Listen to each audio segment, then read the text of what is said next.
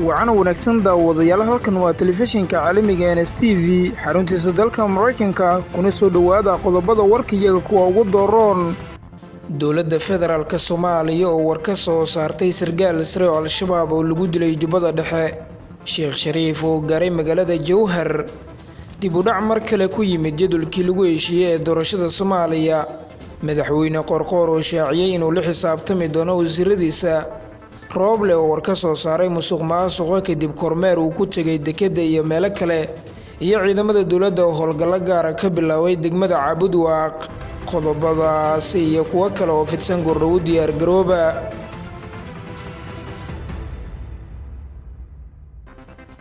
marka la isku soo noqod wacan maalinimadu waa xataa taariikhdu ku beegan tahay 1 bisha November sanadka 2020 kuna soo dhawaada qodobadii warka oo fidsan aynu ku bilownay dowladda federaalka oo war ka soo saartay sargaal sare oo al-shabaab oo lagu dilay Jubbada Dhexe kadib howlgal qorsheysan oo ay ciidamada sida gaarka u tababaran ee kumaandooska xoogga dalka Soomaaliya ee danab ay ka fuliyeen gobolka Jubbada Dhexe ay ku dileen sargaal sare oo ka tirsan al-shabaab sida ay sheegeen saraakiishii hogaaminayay howlgalkaasi ujeedka howlgalkan ayaa la sheegay inuu ahaa dilka sargaal oo al-shabaab u qaabilsanaa maktabka warbaahinta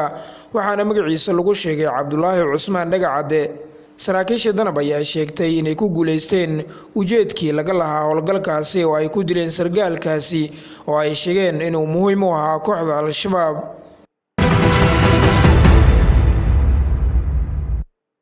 dhanka kale Sheekh Shariif oo gaaray magaalada Jowhar ee caasimada dowlad goboleedka Hirshabelle waxaa gaaray wafdi uu hogaaminayay madaxweynihii hore ee Soomaaliya Sheekh Shariif Sheekh Axmed wafdigani oo ay kamid yihiin xubno ka tirsan xisbiga Himilo Qaran ayaa waxaa garoonka diyaaradaha magaalada Jowhar ku soo dhaweeyay gudoomiyaha gobolka Shabeellaha Dhexe Axmed Meyre Makraan mas'uuliyiin ka tirsan maamulka Hirshabelle iyo qaybaha kala duwan ee bulshada rayidka Sheekh Shariif iyo xubnaha la socday ayaa waxa ay la kulmi doonaan mas'uuliyiinta maamulka Hirshabelle kuwooda ku sugan magaalada Jowhar iyaga oo kala hadlay doona arrimo dhowr ah amniga magaalada Jowhar ayaa maanta aad loo adkeeyay waxaana laga dareemayaa guud ahaan magaalada safarka uu ku tagay Sheekh Shariif Sheekh Axmed kaasi oo ah mid hore loo sii qorsheeyay Sheekh Shariif Sheekh Axmed oo dhawaan dalka ku soo laabtay kadib safar uu ku tagay dalalka Imaaraadka Carabta iyo Kenya ayaa safarkiisa magaalada Jowhar waxa uu ku soo aadaya xilli ay ka socdaan howlaha doorashooyinka maamulka Hirshabelle balse uusan wax door ah ku lahayn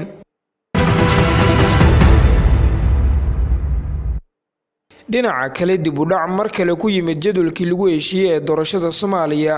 waxaa dib u dhac ku yimid hirgelinta nidaamka doorasho ee lagu heshiiyay sanadkan 2021 kadib markii aanan wali la magacaabin guddiga doorashada xilliga loogu talagalay sida ku qornayd lifaaqa labaad ee jadwalka doorashada ay lagu heshiiyay 10 ilaa 20 Oktoobar ee bishii dhamaatay ee 2020 waxay ahayd in la soo magacaabo guddiga doorashada hase yeeshee uu dib u dhac ku yimid sidoo kale maanta ayaa waxa uu qorshuhu ahaa soo xulidda diyaarinta ergooyinka iyo waliba goobaha codbixinta lagu diyaarinayo 1 November oo maanta bilaabatay balse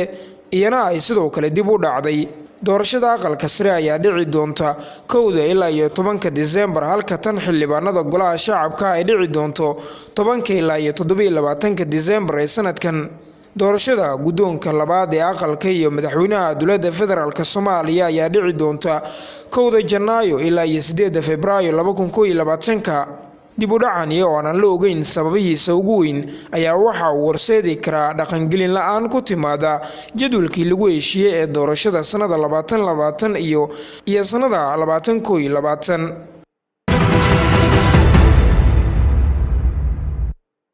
madaxweyne Qorqor oo shaaciyay inuu la xisaabtami doono wasiiradiisa madaxweynaha Galmudug Axmed Cabdi Kaariye Qorqor ayaa saacadii ugu dambeeyay saxiixay shuruuc dhowr ah oo ka soo gudbay baarlamaanka maamulka Galmudug munaasabadan lagu qabtay madaxtooyada Galmudug ayuu madaxweynaha dowlad goboleedka Galmudug Axmed Cabdi Kaariye Qorqor ku saxiixay shuruucdani oo uu ku tilmaamay kuwa muhiim u ah jiritaanka Galmudug dhowr sharci ee uu saxiixay madaxweyne Qorqor ayaa kala ah sharciga maareynta deegaanka sharciga hay'adaha sharciga dhismaha booliska iyo sharciga dowladda hoose ee Galmudug shuruucdani ayaa waxaa diyaariyay wasaaradaha kala ah deegaanka, qorsheynta, amniga iyo wasaaradda arrimaha gudaha iyo dowladda hoose ee Galmudug. munaasabadda saxiixani waxaa ka soo qayb galay madaxweyne ku-xigeenka Galmudug, gudoomiyaha baarlamaanka, gudiyada joogtada ee baarlamaanka, xubno ka tirsan labada gole ee garsoorka, la taliyayaal iyo weliba howlwadeenno ka tirsan madaxtooyada Galmudug sida lagu sheegay warkani ka soo baxay xafiiska Qorqor.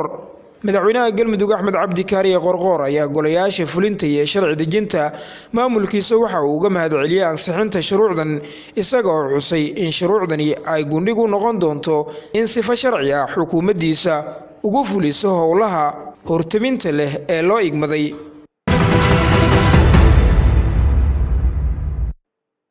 dhanka kale, Rooble oo war ka soo saaray musuqmaasuqa kadib kormeer uu ku tagay dekedda iyo meelo kale. Ra'iisul Wasaaraha Soomaaliya Maxamed Xuseen Rooble oo kormeeray wasaaradda maaliyadda, bangiga dhexe ee dalka iyo weliba dekedda magaalada Muqdisho ayaa tilmaamay in xukuumaddiisu ay sii dardargelinayso qorshayaasha ka dhanka ah musuqmaasuqa iyo ku tagrifalka hantida iyo awoodda dowladnimo. Ra'iisul Wasaaraha Soomaaliya ayaa kulamo kula yeeshay madaxda iyo mas'uuliyiinta hay'adahani goobahooda shaqada, isaga oo ka dhageystay warbixino ku saabsan hanaanka hufnaanta maaliyadeed ee adeegyada ay u hayaan bulshada.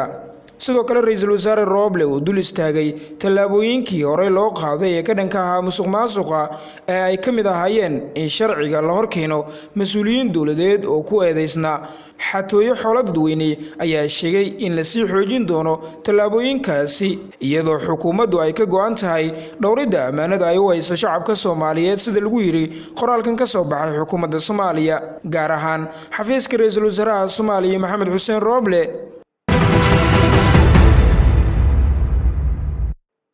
ciidamada dowladda oo howlgallo gaar ah ka bilaabay degmada Cabudwaaq. ciidamada dowladda Soomaaliya iyo kuwa dowlad goboleedka Galmudug ayaa gudaha degmada Cabudwaaq ee waqooyiga gobolka Galgaduud waxa ay ka bilaabeen howlgallo ka dhan ah maleeshiyaadka hubka ku dhex sita gudaha degmadaasi. ciidamadan oo isugu jira boolis, military iyo nabad sugid ayaa dadka hubeysan ee ku sugan magaalada Cabudwaaq ku amray in magaalada aysan ku dhex qaadan karin hubka noocyadiisa kala duwan. intii uu howlgalkani socday ayaa ciidamada kala duwan waxaa la sheegay inay gacanta ku soo dhigeen rag hubeysan oo watay dharka shacabka, kuwaasi oo la geeyay saldhigga booliska Cabudwaaq. howlgalkani ayaa waxa uu ka dambeeyay kadib markii toddobaadkii hore gudaha degmada Cabudwaaq lagu dhex dilay 2 qof oo shacab ahaa, halka qof dumar ahaana lagu dhaawacay, iyada oo dadkii ka dambeeyay falalkaasi ay ku raad joogaan laamaha ammaanka Galmudug.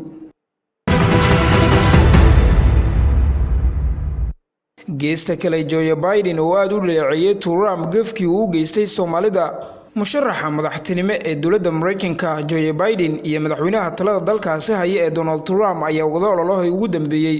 ee doorashada soo socota iyagoo isdhaafsanaya hadallo aad u adag oo aysan waxba isku reeban. Joe Biden ayaa booqday gobolka Minnesota oo ay ku badan yihiin soo galootiga, waxa uu halkaasi ka jeediyay khudbad 22 daqiiqo soconaysay oo ay ka mid ahaayeen hadallo uu ku dhaleeciyay naciibka madaxweyne Trump. haatan Biden ayaa suurtagal ay tahay in maalmuun ay uga harsan tahay inuu noqdo madaxweynaha 46aad ee soo mara talada dalka Mareykanka. Joe Biden ayaa sheegay in Trump uu ku fashilmay xakamaynta fayraska corona oo kama uusan fikirin badbaadinta dadka reer Mareykan. waa qalad in Donald Trump uu markasta Soomaalida ku tilmaamo argagixiso, ayuu yiri. waa sababta Trump uu ugu neceb yahay in Soomaalida qaxootiga ah ee nolol wanaagga soo raadsatay uu ku tilmaamo dad argagixiso ah. waxaan u baahanahay madaxweyne dadka isku keenay uma baahnin midna si kala qaybiya, ayuu yiri musharaxa madaxtinimo ee Joe Biden. waxaa durbadii hadaladiisa soo dhexgalay qaar ka mid ah taageerayaasha Trump, balse waxa uu Biden yiri dadkani qaylinaya ma ahan dad degan oo xushmad leh, waa sida Donald Trump oo kale. madaxweyne Donald Trump ayaa Minnesota 4 sanadood ka hor ku guuldareystay 44,000 oo cod, waana mid ka mid ah gobolada uu sanadkani doonayo inuu ka helo taageerayaal u janjeera dhanka xisbiga Republicanka. ugu dambeyn, toogasho ka dhacday kaniisad ku taala magaalada Lyon ee dalka France.